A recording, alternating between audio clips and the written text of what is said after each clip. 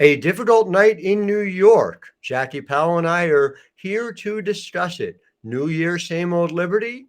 Let's find out. Locked on Women's Basketball starts now.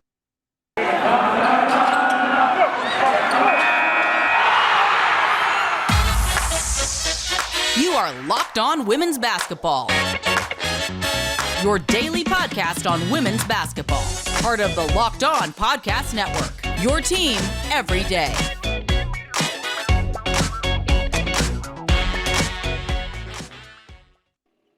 Well, hi there. Happy Wednesday. I am Howard Megdal, founder and editor of The Next and host of Locked On Women's Basketball. You can follow us by subscribing, now that you've made us your first listen of the day, everywhere podcasts are found. Make sure you follow us on Twitter at Locked On WBB, and make sure you're following all the work our amazing staff at The Next is doing, both at The Next Hoops on social, whether it's Twitter, whether it's Instagram, or go to thenexthoops.com.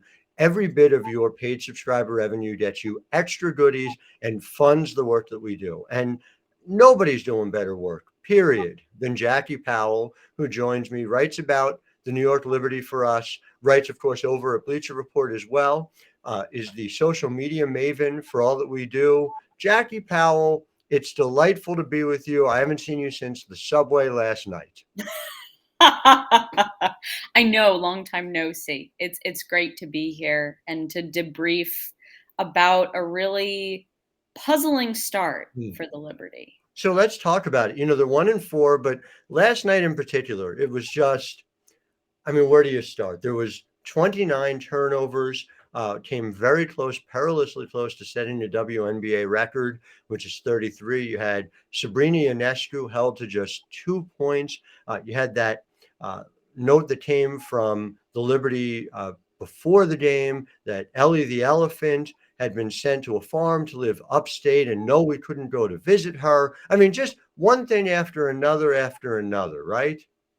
Did I miss the Ellie note? Or you? Oh, maybe that last one didn't happen, but the other two, just as hard to fathom. 29 turnovers and 2 points for Sabrina. Jackie, I understand you had a chance to go through and watch all 29 turnovers. What did you see, and why did you do that? So I'll answer the latter before I answer the former. I did that because I wanted to pick up trends and patterns. And what I love about WNBA stats is they have this video box score. Mm-hmm. So you can go to the box score and you can click on all the turnovers and they play them straight for you in game order. You know, I mean, probably I'm going to end up watching more full clips of this game rather than just individual plays. But to get a start when it comes to reflecting and understanding why things happened, first place to go is the video box score. So I went through all 29 turnovers to pick up patterns. And so you asked, what did I see? So when it comes to those patterns, the few things I saw were, they were very slow. They were too slow. There were a bunch of times where you had Natisha Heidemann pick in the pocket of Sabrina Ionescu just because Sabrina was slow. And Sandy Brondello said that, she didn't have her feet under her. And the pop in her legs, I know she mentioned too. I thought that was interesting, which, to be fair, 3 games in 5 days, I get it. Yeah. So it wasn't just Sabrina who was too slow. I mean, you saw that from players on pick and roll. I mean, some of Sammy Whitcomb's turnovers, she was throwing good pocket passes, but the players weren't in sync. It's like you could argue, okay, does Sammy throw that pass too wide? Or is it that Lorella Kubai wasn't quick enough on the roll to get that pass? I mean, I don't know because I'm not a coach, but I think the fault is on both sides, rather. I do want to point out, and regardless of whose fault it is, there's a larger point. There's a lack of connectivity. Now, I was speaking to a league observer yesterday who just talked about the fact that it is worth remembering this Liberty team is learning an entirely new system. They're doing it on the fly with a bunch of injuries that we'll get into, and they're doing it with a bunch of new players. So it's not a shock that Lorella Kabai is a rookie, new to the league, has never played with Sammy Whitcomb before. And that they are not in sync on a particular play, especially compared to their Connecticut counterparts who have played together for years, is very much par for the course, I think. Yeah, and I think that brings us to the next thing that I noticed, which is hesitation. Mm. Um, Even there were many plays where Liberty ball handlers were either waiting too long or just didn't really know what to do. I mean, the idea here and the changes. So there aren't okay. So while this is a new system under Sandy Brondello, she hasn't taken away what was implemented when it comes to having a more pick and roll, read and react type system. So the Liberty are still trying to make reads. And so they were very slow to make those reads. There was a lot of a hesitation. I Mm. mean, Natasha Howard was holding onto the ball. She was trying to make the right read. And since everyone was really slow on the Liberty, so there was one play where Natasha Howard was holding the ball and I believe it was Alyssa Thomas on her. And so Alyssa Thomas was quite spry and awake and trying to defend on ball like she does. Mhm. And then to Natasha Howard's left, you see Steph Olson and Benijah Laney in sort of like a two-person game where Steph is trying to, I think, back screen for Laney so that Laney could then cut right to the wing. She was wide open. Maybe that took too long, and maybe Natasha Howard didn't see it to her left. Right. So that created another turnover too. And again, you're talking about players. Laney and Howard played together, but not a ton, and certainly not with Natasha Howard at full strength. Steph Dolson, new to this system. It is a work in progress. I just think, look, I'm coming at this, I know from our subway discussion that you are too, from the point of view that they are 1-4, but there are very few reasons to think, geez, this cake is baked and this is where the Liberty are. And I think it is number one is just that question of finding a way to play together and more to the point to practice together, something they'll now get a chance to do after 3 and 5 and 4 and 7. Now they've got 6 days to be able to do it. But it was fascinating to me to see that for the second time this year, there were teams that were able to take Sabrina out of the game. It's one thing if Sabrina has a rough shooting night. It's par for the course for anyone. What do you think, and how concerning is it that there are defensive schemes? Granted, the defensive scheme that won the 2021 WNBA championship and the defensive scheme that was the best in the WNBA regular season in 2021 that are able to do that to Sabrina. Well, I think you sort of said it with how you framed it. You said the best defense during the regular season in 2021 and the defense that won the WNBA championship. Sabrina is a third-year player, but I mean, I guess I'd call her she's really a second-year player. Mm-hmm. A redshirt sophomore in a lot of ways. She's a red. Would be if she were in college because 3 games, 2.25 games. Okay, so a redshirt sophomore. I like that term a lot, actually. So she's had very limited experience to try to counter that. And so that's something that Sandy Brondello mentioned. Mm-hmm. She said something we need to work on is we need to learn and figure out together how we counter some of what teams are throwing at us, how we counter some of our weaknesses. It's really interesting because it's been mentioned a couple of times, and I think each time it's been mentioned, it's a reference to Sabrina. So Sabrina said it, and then Sandy said it when they were like, well, we're not the most athletic team. Mm-hmm. I think that refers to Sabrina's athleticism, not necessarily the whole team without saying, Sabrina's not athletic. Because it's like you have Natasha Howard, you have a bunch of players who can run and gun and transition. There's a lot of athleticism, I find, on that team. So I think it's about the fact that Sabrina is a redshirt sophomore in this league.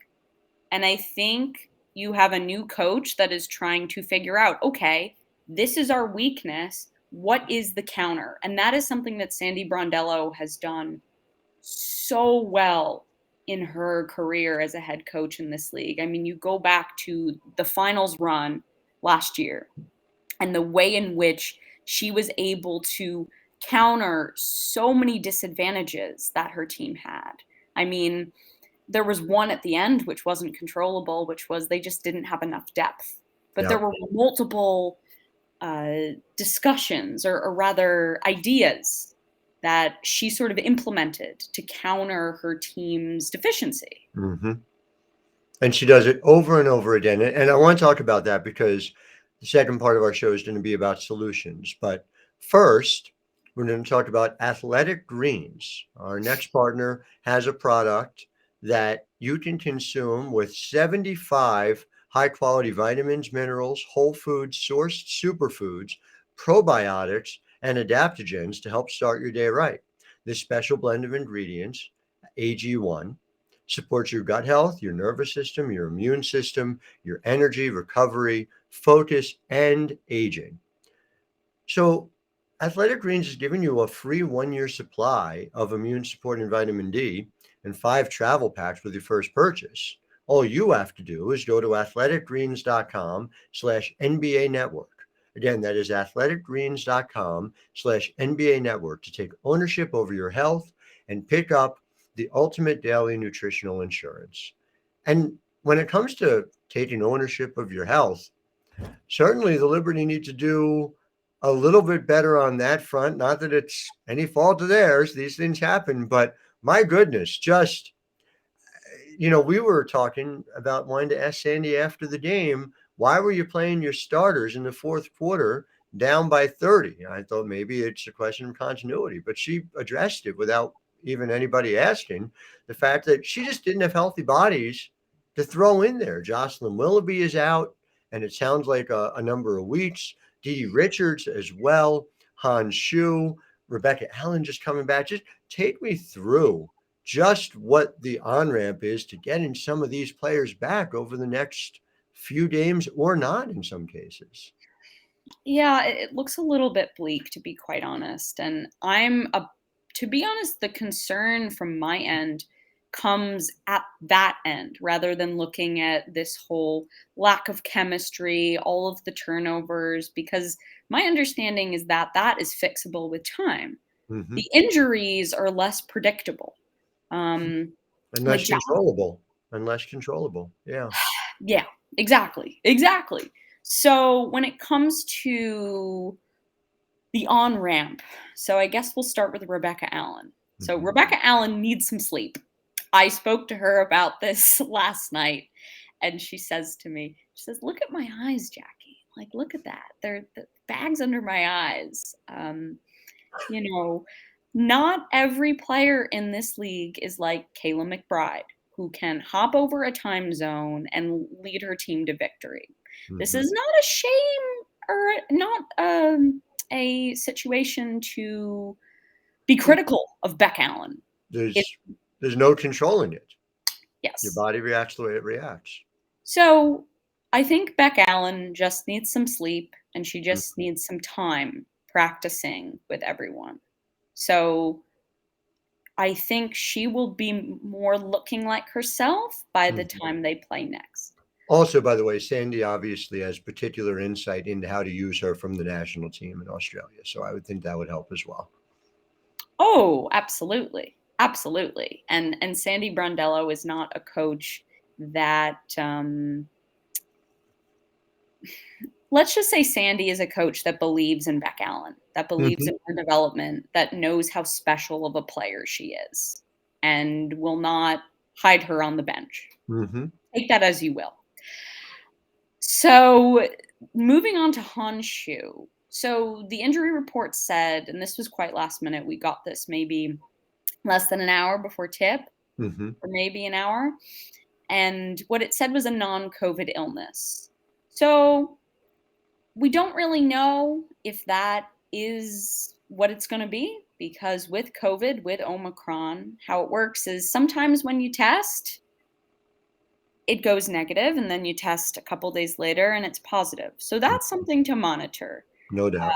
I did see Han in the locker room And I did ask her a couple of things. I tried to distance myself a bit, but Mhm. she seemed in okay spirits. She wasn't like coughing all over the place or anything. I told her I hope she gets well. And once her translator, Cindy, translated that to her, Han said thank you back to me, which was very sweet. Mhm. So with Han, I think I'm a little less worried Mhm. unless something else happens and she does test positive for COVID. Sure. Now the other two, that's where I'm a little bit more concerned. And by the way, not just because of the injuries, but because of the roles in which they play on this team. I mean, Yeah. I just, to talk about Jocelyn Willoughby, somebody who is capable of playing 2, 3, 4 for this team at a time where they desperately need more production out of those positions on the floor.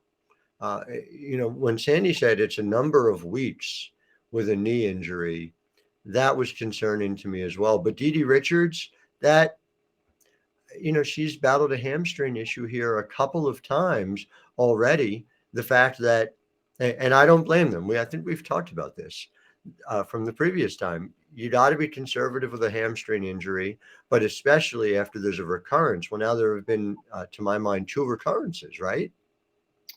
Well, so if you're talking about the hamstring injury from the Elite Eight last season, also, Right. that's Right. a I didn't think different about that. hamstring. Yes. No. No. I This was thinking is about the 2 here and Mhm. the fact that she had one in preseason and then she had to come out of a game, right? And now here we are again because she was practicing. Yeah, I mean, I think what Sandy explained was that they jumped the gun a bit too soon, Hmm. and they really value Dee Dee Richards, and they really value Jocelyn Willoughby too.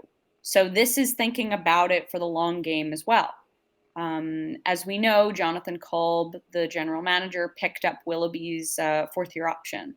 So Hmm. what that means is they see her as someone who they are betting on. They see her as someone who is going to contribute mightily to this team when healthy. Yeah. And in her minutes, she did.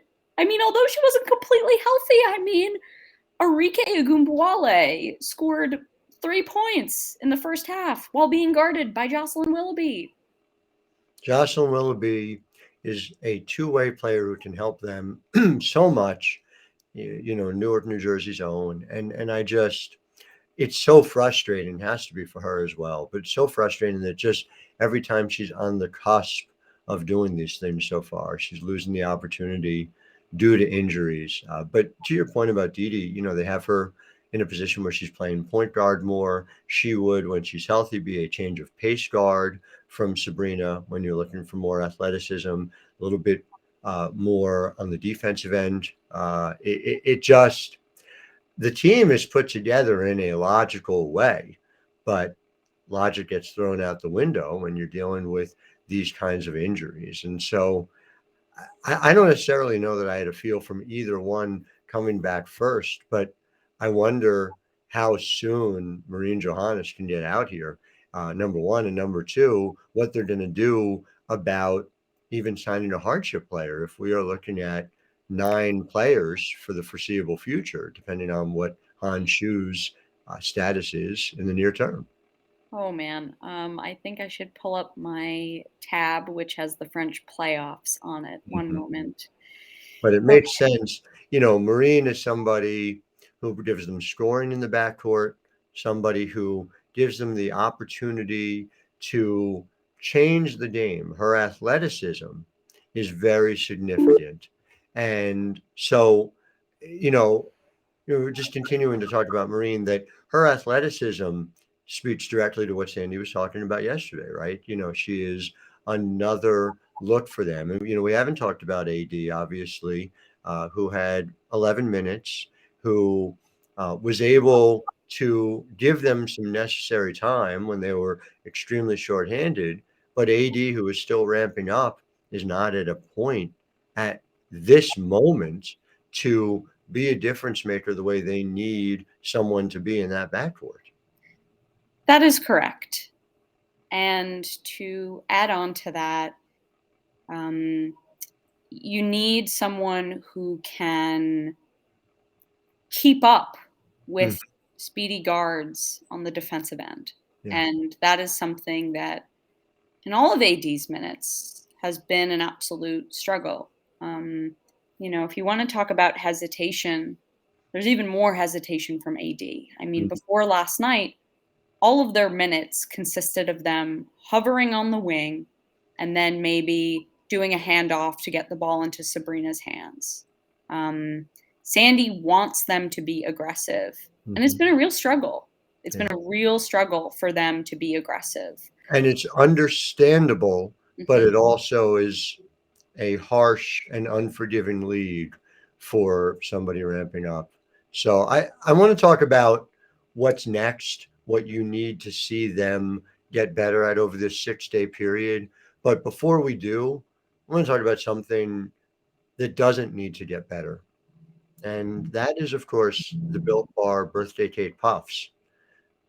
I want you to envision, because Jackie, you've been here, you've been to the house, so you've seen what it's like when my children are excited about something. Imagine when the box opens, they're grabbing the birthday cake puffs, they're trying it.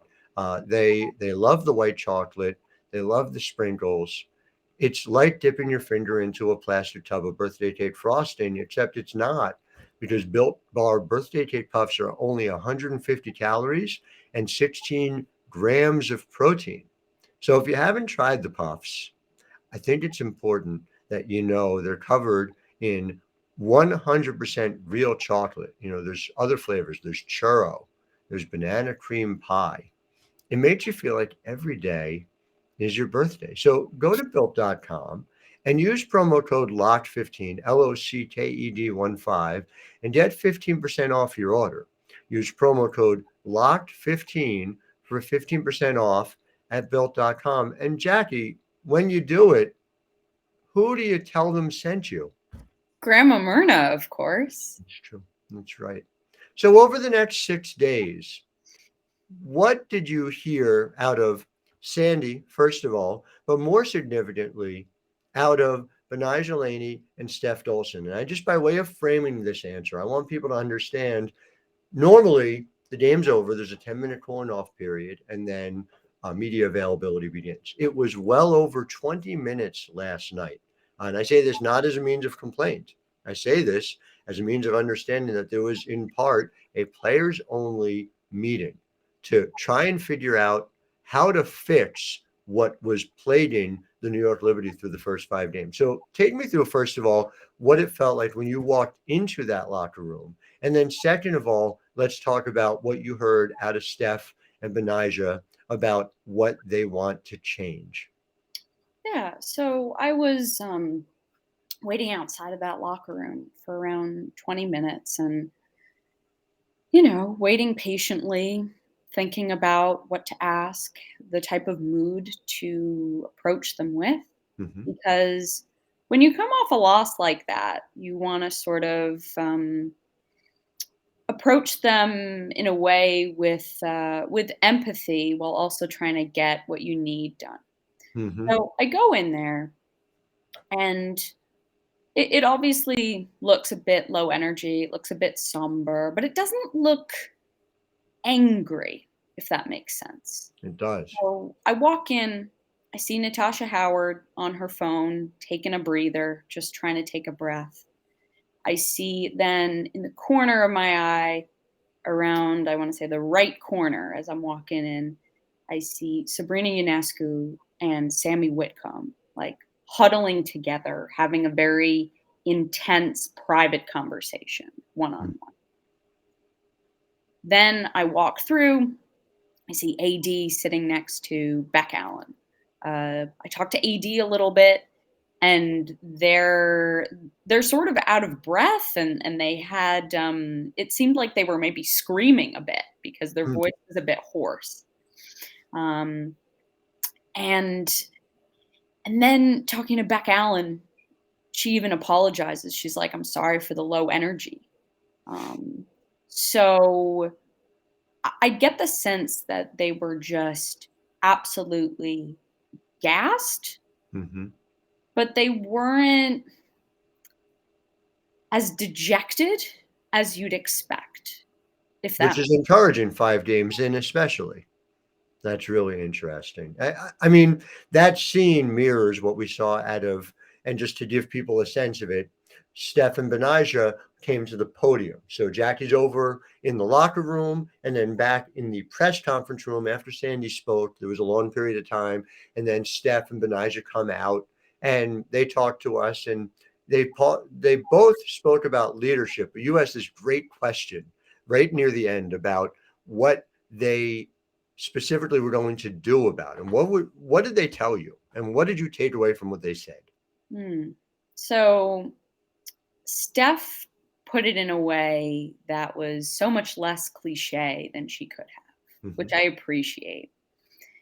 And usually the cliche term is you have to lead by example.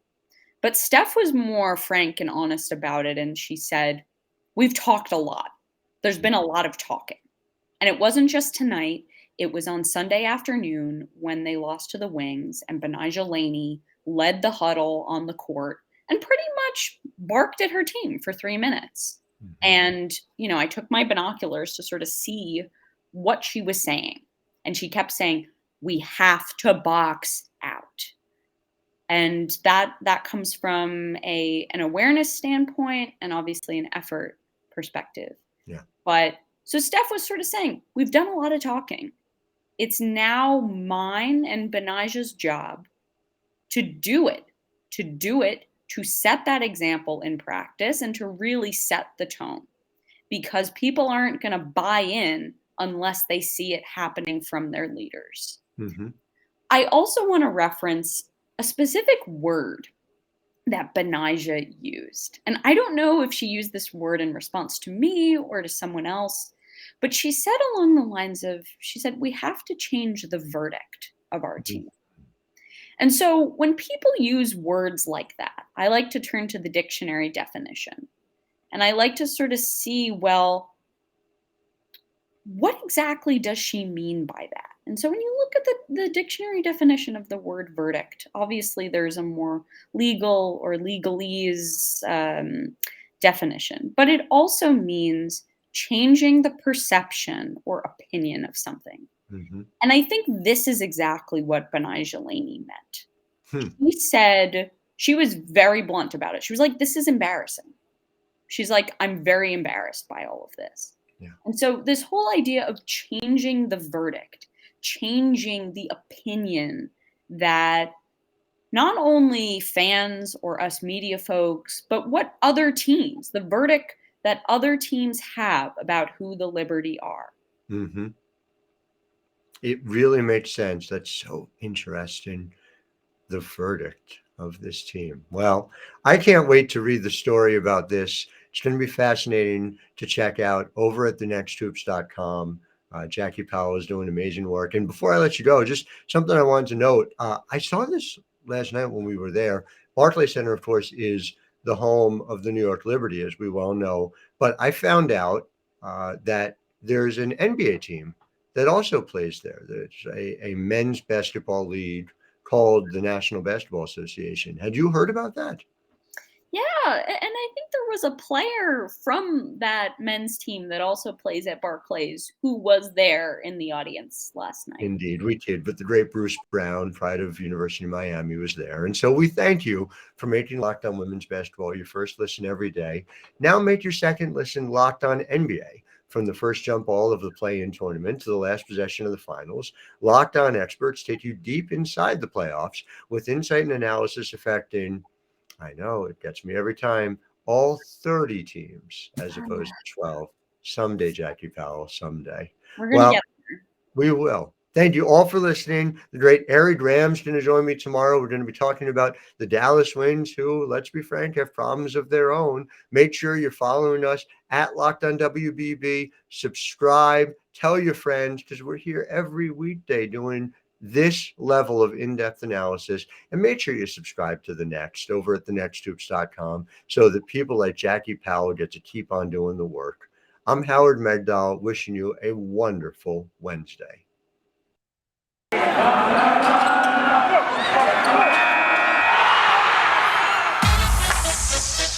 You are Locked On Women's Basketball, your daily podcast on women's basketball.